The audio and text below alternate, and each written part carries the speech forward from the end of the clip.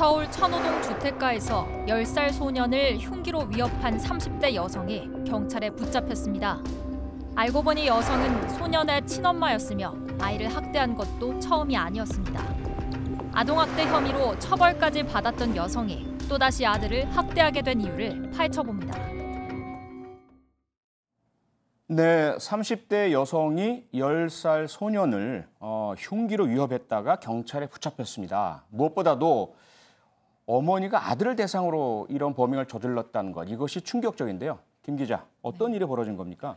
지난 22일에 일어난 일이고요. 저녁 8시 20분쯤인데 강동구 천호동 주택가에서 한 여성이 10살 아들의 머리채를 끌고 나오는 장면이 찍혔습니다. 근데 이 상황을 보면 주변에서 시민들이 만류하는데도 전혀 이런 머리채 끌고 가는 장면이 그치질 않았고요. 급기야는 흉기까지. 다른 분들이 만류하고 그런데도 여러 명 있는데도. 그래서 그 아들이 그 틈에 도망도 갔어요. 근데 다시 쫓아가서 머리채를 잡고 다시 데리고 오고 그 와중에 또 흉기까지 보이는데요. 그 위협하는 장면이 보이니까 주변 시민들이 더 이상 참지 못하고 제압을 해서야 그제서야 폭행을 멈춘 그런 사건입니다. 양 변호사, 이런 좀 흉악한 행동을 한 여성의 변명, 여전히 또 뭐 훈육 뭐 이런 건가요?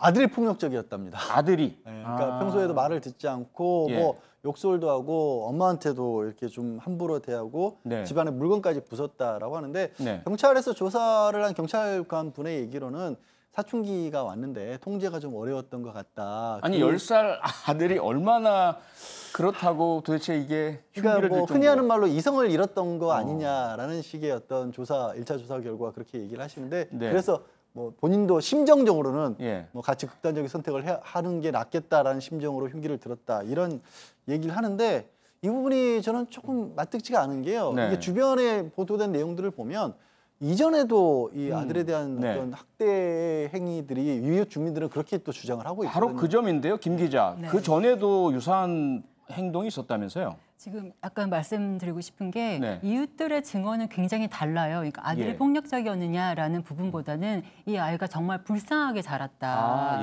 엄마가 집에 들어오지 못하게 해서 비 맞고 터덜터덜 걸어다니는 모습들이 많이 눈에 띄었다는 얘기가 있고요. 그래서 결국 지난해 7월에 그 아동학대 신고가 들어가서 경찰 조사까지 받았고요. 그 아이는 즉시 분리 조치가 돼서 올해 3월까지 다른 시설에 있다가 3월에 돌아온 케이스였습니다. 그럼 한 8개월 동안을 임시보호시설에 있었네요.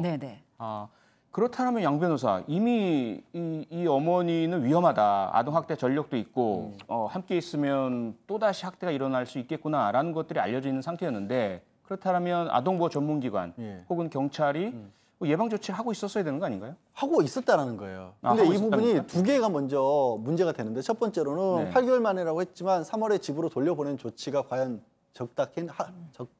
적합했느냐 이미 그래도 되는가 그리고 그래도 됐는가 그럴 만한 상황이었느냐 뭐 아이도 원했고 이 어머니도 본인이 이제 잘하겠다라고 얘기는 했겠죠. 그런데 그게 실제로 그렇지 않았다는 게 드러난 거고 두 번째로는 말씀하신 것처럼 예방 조치를 경찰과 아동정보보호기관에서 했다라는 겁니다. 뭐 한 달에 한 번 정도 학교라든가 집에 대해서 연락도 하고 방문도 했었고 현장 조사까지 했었다. 그런데 특별하게 문제가 없었다. 이거는 아동보호 전문기관에서도 마찬가지입니다. 아이에게서 학대 문제도 찾지 못했다고 하는데 다시 한번 말씀드리지만 이웃 주민들은 그렇게 얘기를 하고 있지 않아요. 그러면 조사가 부실했거나 아니면 이 보호 전문기관이나 경찰을 감쪽같이 속였거나 둘 중에 하나인데 어쨌든 조사가 일부러 그렇지는 않았더라 몰라도 이게 부족했던 것만 확실한 거잖아요. 제대로 안 된 건 확실한 거 아닌가요? 자, 우리가 얼마 전에 천안에서 일어난 끔찍한 아동학대 살인 사건, 그 창녕에서도 9살 여자 어린이가 그렇게 지붕에서 탈주해온 그런 아동학대 사건도 목격을 했고요.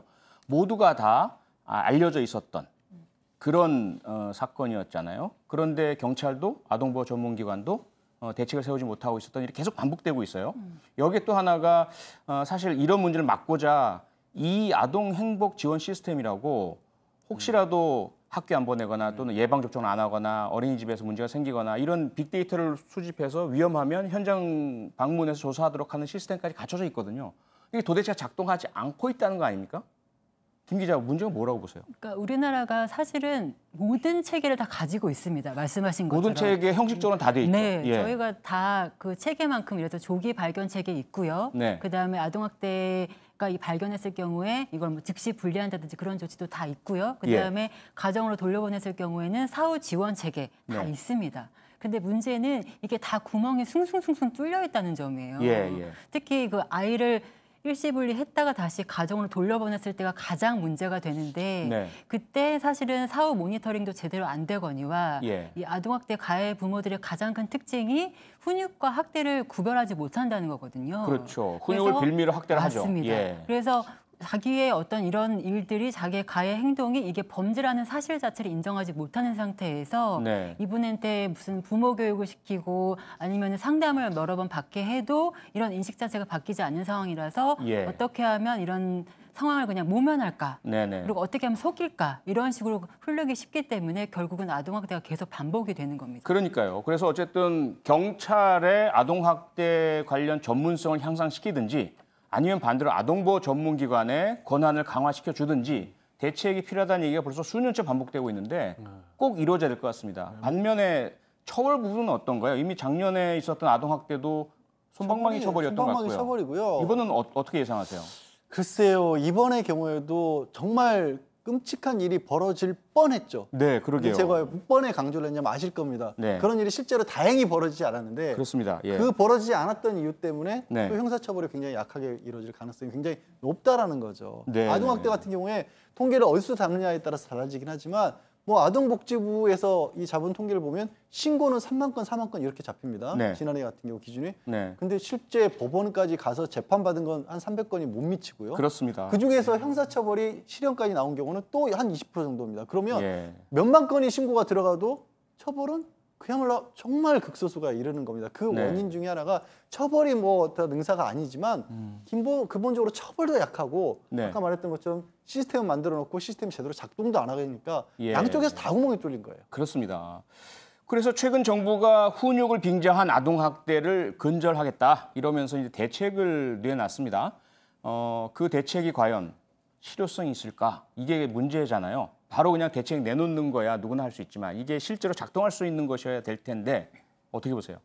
일단 뭐 여러 가지 대책이 있습니다만 그동안 아동 인권 단체들이 계속 주장했지만 되지 않았던 부분들 중에 하나가 그 민법상에 존재하는 친권자의 징계권을 삭제하는 부분 그리고 체벌 금지를 전면적으로 입법하자라는 내용인데 그걸 하겠다고 했어요 이번 정부가.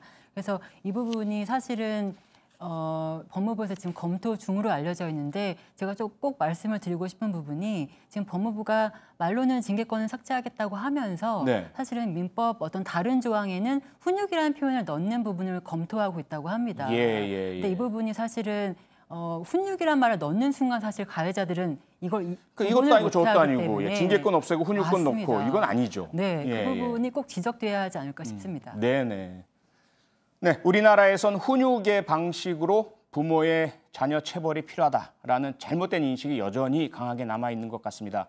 친부모에 의한 아동학대의 발생 원인은 대부분 훈육과 체벌에서 비롯된다는 점 반드시 우리 모두 기억해야 되겠습니다.